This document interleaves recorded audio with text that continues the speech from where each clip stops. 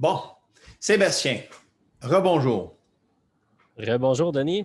Ça va bien? Oui, ça va très, très bien. Il fait très beau ce matin ici à Sydney, en Australie. Toi, de ton Ah, côté, ben, en Floride, ça va bien?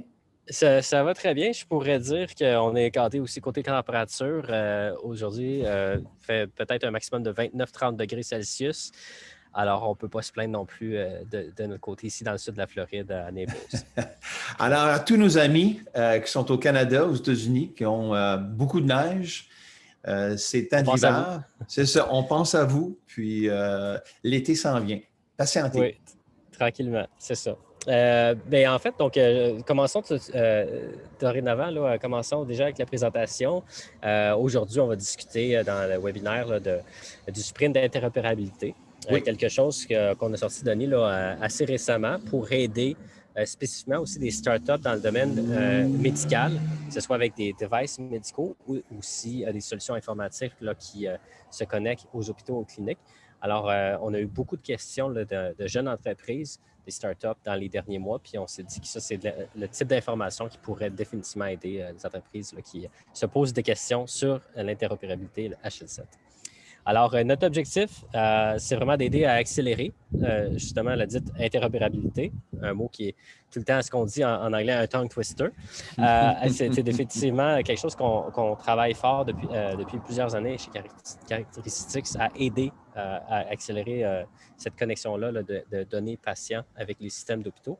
Puis dans l'objectif, finalement, si on voit la prochaine slide, d'éviter des surprises qu'on fait à l'intégration, qui est définitivement une des problématiques qu'on veut éviter quand on est une start-up qui amène un nouveau produit au marché, qui a un temps restreint pour avoir un succès de commercialisation, qui vient d'aller chercher une nouvelle entente avec des hôpitaux, un réseau d'hôpitaux.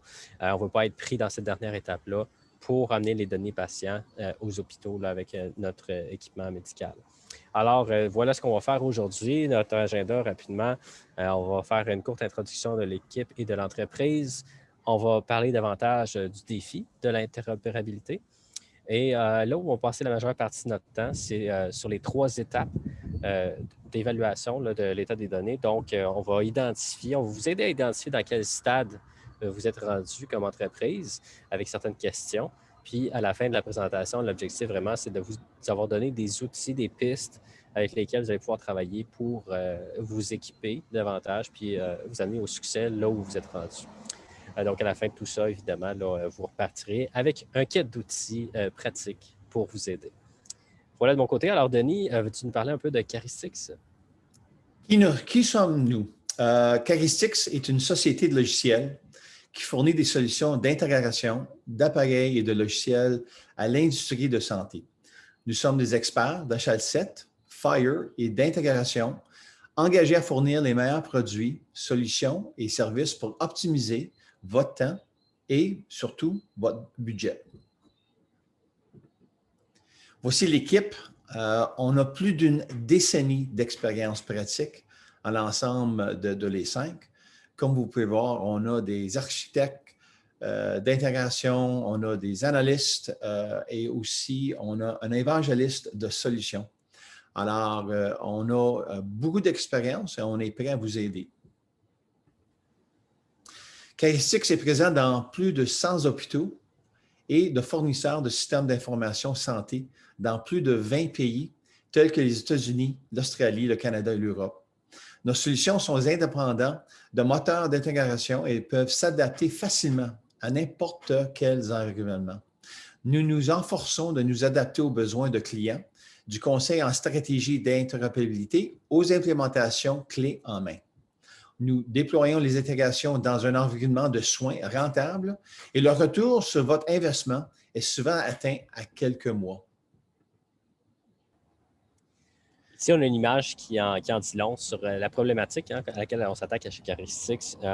On dit que ce qui compte vraiment, ce sont les données et pas la plomberie. On regarde l'image ici, puis effectivement, la tuyauterie, peu importe par où elle passe, ce qui est le plus important pour la technologie de l'information d'un hôpital, puis vous, comme un start-up dans le domaine médical, c'est qu'est-ce qu'on fait avec les données en tant que tel. Mais la plomberie ne devrait pas être là où on concentre nos énergies. Et c'est là-dessus qu'on va jaser davantage.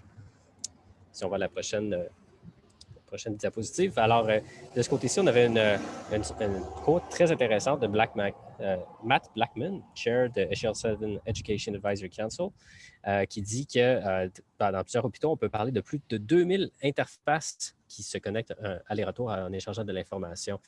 Si je te pose la question, Denis, quels sont les enjeux de l'interopérabilité dans les soins de santé? C'est une bonne question, Sébastien. C'est l'absence d'un homme pour l'envoi, la réception, la gestion des informations entre systèmes de santé. Puis la difficulté, c'est de mesurer, d'analyser et d'améliorer l'interopérabilité entre les systèmes. L'obstacle technique, par contre, c'est que ça limite l'interopérabilité en raison d'un manque d'élaboration de normes, de qualité de données et de correspondance de données de patients et de soins de santé. Alors, il y a une exigence administrative, il y a une exigence en matière de rapport, puis il faut avoir une convivialité d'informations. Puis là, ici, on a une belle image de quoi pourrait ressembler un échange d'informations dans un hôpital. Puis en plus, ça ici, c'est une image simplifiée. Vous voyez qu'il y a beaucoup de systèmes. Quand vous arrivez avec votre nouvel équipement médical puis vous connectez à l'hôpital, ça peut sembler simple à premier abord, mais comme vous pouvez imaginer, ce n'est pas aussi simple. On voit la loupe aussi qui montre le détail de données, dans ce cas-ci, de données HL7. Alors, vous voyez qu'il y a quand même un procédé, une méthode pour amener l'information adéquatement dans les systèmes d'hôpitaux. Alors, Denis, je te repose la question, là, pourquoi l'interopérabilité est-elle si difficile? C'est un des nombreux facteurs à l'origine du défi de l'interopérabilité et que les différents fabricants de dispositifs médicaux et d'informatique de santé ont chacun leur propre technologie d'interface propriétaire. Il n'y a donc aucun moyen de connecter les parties. Alors, pour parvenir à l'interopérabilité, nous devons adapter et optimiser les services de dossiers de santé électronique et d'échange d'informations sur la santé. Les dossiers de santé sur papier, que la plupart de médecins et d'hôpitaux utilisent jusqu'à récemment, ne sont pas utilisables par une personne à la fois et à un endroit donné. Alors, nous, avec le format HL7 est personnalisable, les tables de données, les jeux de code configurables et les sémantiques de données HL7. Alors, ça démontre la complexité, mais là, avec notre standard, on peut vous aider.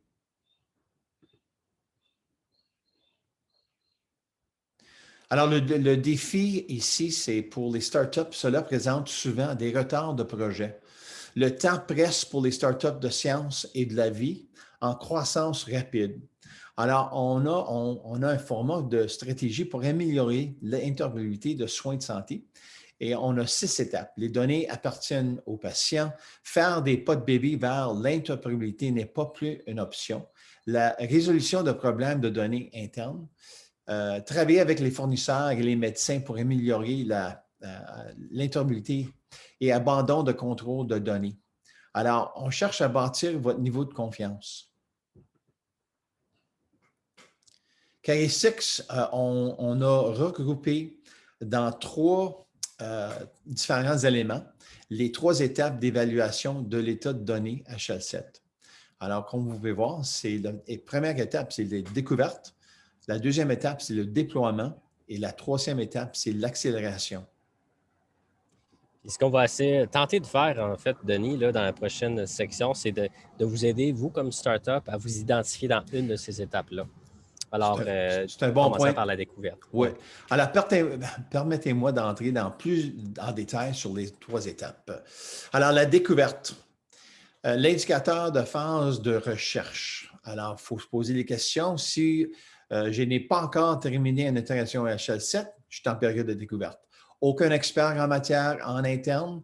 Vous cherchez de l'aide pour apprendre les choses à faire et de ne pas faire de l'HL7, comme accélérer la courbe d'apprentissage. Vous cherchez d'assurez-vous d'investir à la fois du temps et de ressources dans les phases initiales.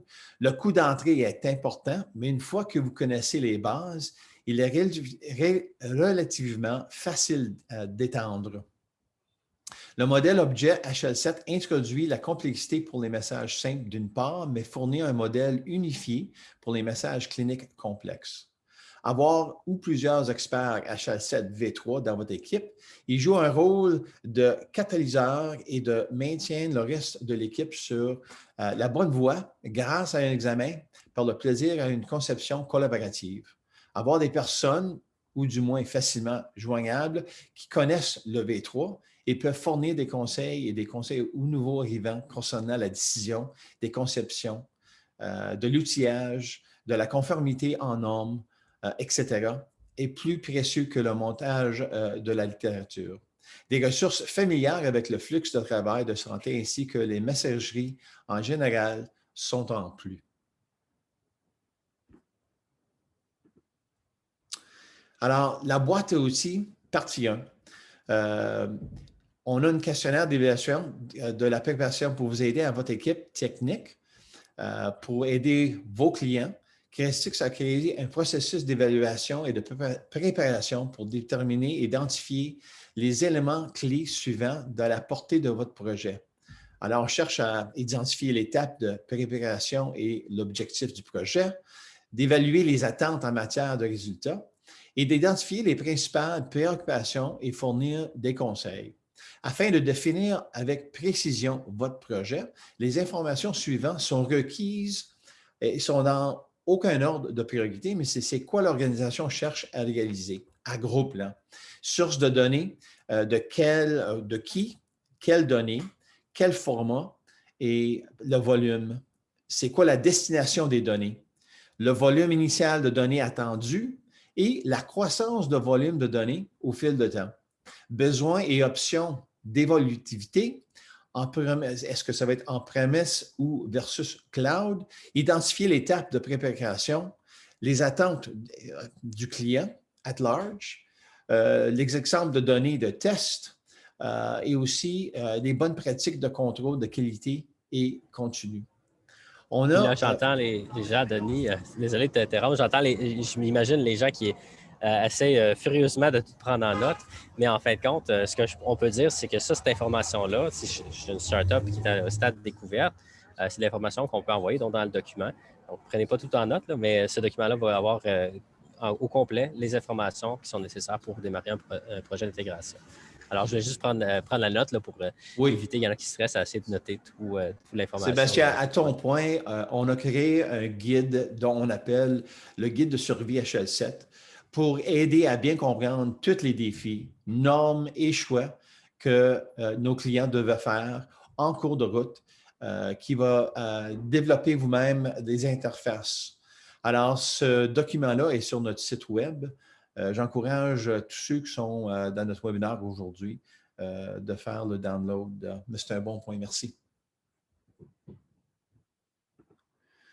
Alors, partie 2 de la boîte à outils, c'est qu'on veut vous aider à développer votre stratégie d'intégration. Alors, la clé à retenir est d'obtenir de l'aide pour en savoir plus sur HL7 et de développer votre stratégie d'intégration. Alors, la stage numéro 2, c'est le déploiement. Alors, qui sommes-nous pour aller dans ce stage-là? C'est en première solution, vous avez vendu votre première solution et le client nécessite une intégration. La définition du plan de projet d'interopérabilité est un besoin immédiat. Alors, en fait, de boîte d'outils, on a un processus qui va vous aider. Alors, domaines clés dans lesquels nous pouvons vous aider, c'est analyse de rentabilisation et cas d'utilisation pour soutenir, l'architecture de la solution, la considération relative et la mise en œuvre, le déploiement de la solution, la gestion de la qualité des données et l'estimation d'efforts et du calendrier. Alors, l'interop santé, pour nous, un sprint, c'est-à-dire aide à prendre en charge l'intégration et d'assurer l'intégration sur la confidentialité des données. Les services Chrestix peuvent vous aider à résoudre des problèmes d'intégration et vous fournir des outils intelligents automatisés. Alors, la solution clé en main de Chrestix vous donne une combinaison d'outils et de ressources avec d'expérience. Donc, Le pour dernier terminer le point, deuxième point, Denis, là, ah oui, oui, c'est ça, juste avant qu'on entre dans le dernier stade de l'accélération. Donc, si je me trouve à être une start-up qui a vendu son premier projet, il y a un premier besoin d'interopérabilité, donc je suis plus loin que la découverte. Mais là, en ce moment, je me pose des questions. En gros, en résumé, le toolkit qu'on suggère ici, c'est contactez-nous, puis il y en a une démarche pour pouvoir vous aider à ce stade-là à finalement faire une intégration qui ne va pas être trop complexe, ardue et longue pour aller le plus vite possible finalement, pour être up and running, comme on dit. un bon résumé, Sébastien. Oui, tu as raison. Alors, ils font face à un projet dont ils ont besoin des ressources, les connaissances pour démarrer le projet avec un time frame qui est très agressif. C'est le résumé. Et le troisième stage, en fait, c'est des gens qui sont les projets d'intégration d'HL7 sont déjà terminés, mais ils cherchent à déléguer la complexité et réduire les risques. Sont intéressés à l'optimisation pour réduire le temps d'intégration par un pourcentage, on va dire un 50%. Et la documentation a été lancée, mais le processus d'intégration n'est pas normalisé. Alors, le nombre et la complexité des interfaces ont explosé et continueront d'augmenter dans les années à venir. Une stratégie solide et une architecture complète autour de l'interopérabilité sont clés pour maintenir votre entreprise sur une bonne voie. Alors, la boîte à outils pour cette solution-là, c'est nos solutions et les services de Characteristics pour qu'on puisse élaborer d'une stratégie pour scale. Alors, en général, nous pensons à la croissance en termes linéaires. C'est une entreprise qui ajoute des nouvelles ressources capitales, personnelles et technologies, et son chiffre d'affaires augmente en conséquence. En revanche, la mise à l'échelle se produit lorsque le revenu augmente sur une augmentation substantielle des ressources. Alors, lorsque vous planifiez la prochaine phase de développement de votre entreprise, souvenez-vous de ces 4 conseils pour réussir votre mise à l'échelle. Votre entreprise, c'est en fait le scaling, ce n'est pas négociable. Concentrez-vous sur ce que vous faites dans votre cœur de métier. Automatisez en sous-traiter tout ce que vous pouvez et rendez votre entreprise autonome. Juste avant qu'on aille un peu plus loin, Denis, pour clarifier, il y a une petite coquille là, qui s'est glissée, mais je vais la clarifier. On parle quand même du stade d'accélération qui est pas nécessairement que les projets d'intégration HL7 sont terminés, mais il y en a plusieurs de complétés. Puis il pourrait en avoir d'autres qui s'en viennent. Donc, parce que le premier point disait projets d'intégration qui sont tous terminés, mais il y en aurait d'autres, mais on voudrait les faire plus efficacement. Ça, on résume le stade d'accélération. Ouais. C'est un bon Je te résumé? redonne le micro. Oui. Alors, en général, dans les 3 stages, Sébastien, Characteristics, voici ce qu'on offre à nos clients potentiels. C'est l'analyse de rentabilisation et de cas d'utilisation. On peut vous produire une architecture de solution. On vous donne les considérations de mise en œuvre. On peut vous aider avec le déploiement de la solution, la gestion de qualité de données et aussi l'estimation d'efforts et en fait de timing, le calendrier. Alors, ça a une valeur. On a une équipe de spécialistes. En moyenne, ce qu'on propose, c'est des semaines et non des mois. Et puis, on a des outils, des smart tools qu'on peut aussi participer. Alors, ils sont disponibles à l'achat ou on s'en sert pendant nos projets.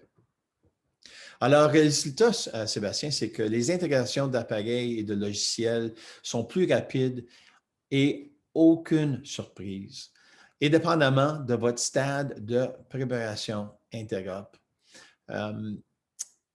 Ici, c'est toujours intéressant de voir puis de poser la question aux gens, c'est que à quel stage êtes-vous? On peut vous aider à identifier, mais est-ce que vous êtes prêt à sprinter? C'est la question du jour. On a aussi, Absolument. Je crois que c'est une analogie, mais c'est que Characteristics, on se voit là comme un seul outil dont vous avez besoin. On a tout ce qu'on a en main là, pour vous aider dans vos défis d'interopérabilité. Donc, si on résume, peu importe le stade qu'on est comme startup, qu'on est en train de faire l'exploration, la découverte d'un premier projet ou qu'on en a fait plusieurs, puis d'autres qui s'alignent, puis là, on veut être plus efficace pour l'interopérabilité, puis tout ce qui touche à l'interopérabilité et l'HL7. À ce moment-là, Caristix a des documents d'information et aussi des solutions là, avec des services professionnels potentiellement pour mener là où il faut comme entreprise startup. Puis comme exemple, Sébastien, on a sur notre site web des ressources HL7 disponibles. On a nos applications, nos outils, nos Smart Tools. On a des ressources vidéo, on a des papiers blancs. On a des applications qu'on peut s'enregistrer. On a un site web qui avec toutes les définitions d'HL7. Puis c'est des ressources que de jour en jour, on voit beaucoup de nos clients potentiels là, qui se servent de nos outils. Alors, si vous n'avez pas visité notre site web, je vous encourage. Puis là, je dirais, s'il y avait une chose à retenir, parce qu'on a donné beaucoup d'informations, il y a beaucoup de choses à savoir en ce qui touche l'interopérabilité, mais s'il y avait juste une chose à savoir, c'est communiquer avec Denis. Ayez en main finalement là, la question de l'évaluation, tu vas pouvoir le fournir aux participants du webinaire. Puis, on peut à ce moment-là prendre une vingtaine de minutes là, pour regarder votre situation, puis de vous donner un coup de main personnalisé là, où vous êtes finalement là, dans votre stade. Si j'avais une chose à retenir, c'est bien ça, hein, Denis? Sébastien, c'est très bien dit. Alors, je vous invite n'hésitez pas de me contacter pour toute question. Sébastien a soulevé le point qu'on a développé un questionnaire d'évaluation d'état de préparation. Alors, si vous vous posez la question, dans quel stage est-ce que je me retrouve, contactez-moi, je vous envoie le document. C'est très simple à remplir. Puis à ce moment-là, on va vous envoyer une proposition ou un assessment de confirmer à quel stage vous vous trouvez à ce moment-là. Alors, Un gros merci, Sébastien, Denis. un gros Oui, merci de ton côté aussi. oui. J'ai bien aimé la session. Et encore une fois, si pour tous ceux qui visionnent notre webinaire, je vous invite de nous contacter à denis.quentin@caristix.com et au plaisir de se parler bientôt. Absolument, Denis. Bonne journée en Australie. OK. Merci. Au revoir.